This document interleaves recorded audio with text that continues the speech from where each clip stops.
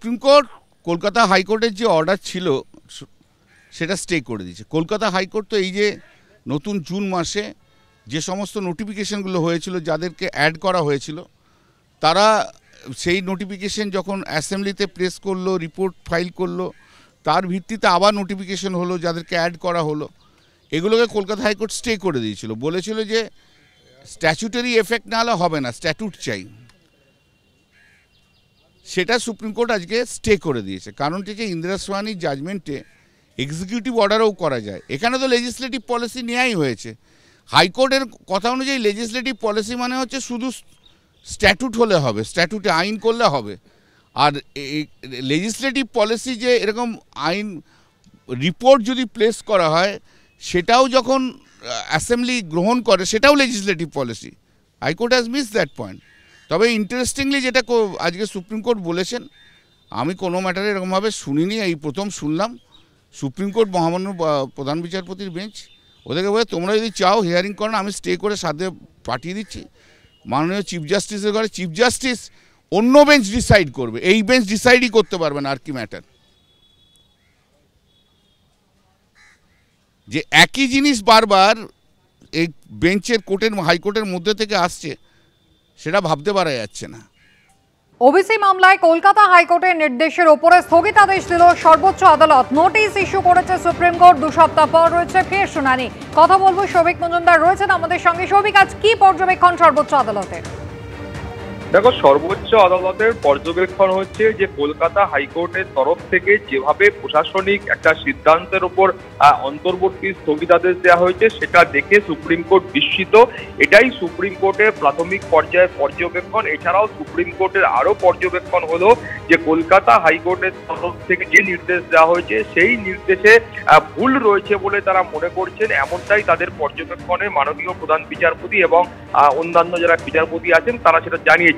তুমি জানো যে এই মামলার ক্ষেত্রে আরো যে প্রাথমিক প্রস্তাব সুপ্রিম কোর্টের তরফ থেকে রাখা হয়, সেই প্রস্তাব মাননীয় প্রধান বিচারপতি বলেছিলেন যে তারা ভাবছেন যে এই মামলা কলকাতা হাইকোর্টের কাছে ফেরত পাঠানো হবে এবং কলকাতা হাইকোর্টের কাছে অন্যান্য যে বিষয়বস্তুগুলো আছে, সেই বিষয়বস্তুগুলো 6 থেকে 8 সপ্তাহের মধ্যে তার বিচার প্রক্রিয়া শেষ করতে হবে। এমনটাই কিন্তু প্রাথমিক প্রস্তাব সুপ্রিম কোর্টের ছিল।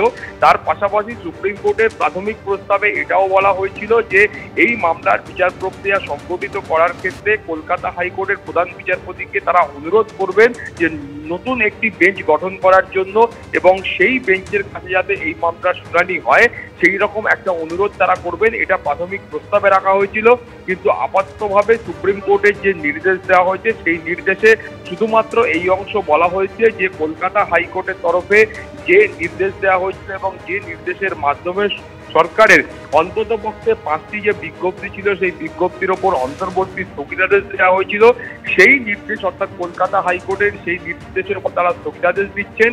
এবং তার পাশাপাশি এই মামলা আবারও 2 সপ্তাহ পরে সোমবার দিন সুপ্রিম কোর্টের কাছে তার শুনানি হবে। এটাই কিন্তু আজকের চূড়ান্ত পর্যায়ের নির্দেশ। তুমি জানো যে কলকাতা হাইকোর্টের তরফে যখন নির্দেশ দেওয়া হয়, সেই নির্দেশে বলা হয়েছিল যে সাম্প্রতিক সময়ে সরকারের পক্ষ থেকে যে নতুন করে 140টি সম্প্রদায়কে তারা ওবিসি লিস্টের আওতায় এনে যে একটা তালিকা বার করেছেন, তার উপর তারা অন্তর্বর্তী স্থগিতাদেশ দিচ্ছেন। এছাড়াও সরকারের তরফ থেকে একাধিক যে আরো বিজ্ঞপ্তি আনা হয়েছিল, সেই বিজ্ঞপ্তির ওপরও তারা অন্তর্বর্তী স্থগিতাদেশ জারি করছেন। ফলে এই সিদ্ধান্তকে চ্যালেঞ্জ করেই সরকারের তরফ থেকে তারা সুপ্রিম কোর্টের দ্বারস্থ হন। এবং আজকে যখন সুপ্রিম কোর্টের মাননীয় প্রধান বিচারপতির এজলাসে এই মামলা শুনানি হয়, তখন প্রাথমিক পর্যায়েই কিন্তু মাননীয় প্রধান বিচারপতি সুপ্রিম কোর্টের তিনি বলেন যে কলকাতা হাইকোর্টের এই যে সিদ্ধান্ত বা এই যে নির্দেশ, সেই নির্দেশ দেখে তারা বিস্মিত হচ্ছেন যে প্রশাসনিক সিদ্ধান্তের উপর কিভাবে কলকাতা হাইকোর্টের তরফ থেকে এই ধরনের একটা স্থগিতাদেশ দেওয়া হলো।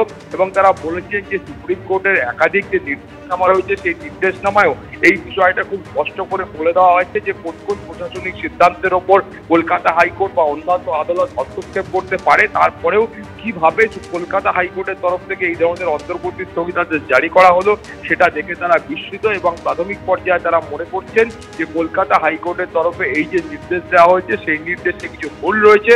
ফলে সব মিলিয়ে আপাততভাবে কলকাতা হাইকোর্টের নির্দেশের ওপর এই স্থগিতাদেশ বহাল থাকবে এবং 2 সপ্তাহ পরে সুপ্রিম কোর্টে আবারও এই মামলার বিচার প্রক্রিয়া সংগঠিত হবে।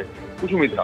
শোভিক ধন্যবাদ। অর্থাৎ কলকাতা হাইকোর্ট ওবিসি মামলায় যে স্থগিতাদেশ দিয়েছিল সেই প্রশাসনিক সিদ্ধান্তের ওপরে কলকাতা হাইকোর্টের দেওয়া এই স্থগিতাদেশে বিস্ময় প্রকাশ করেছে সর্বোচ্চ আদালত এবং সেখানে আগামী দু সপ্তাহ পর ফের রয়েছে মামলা শুনানি।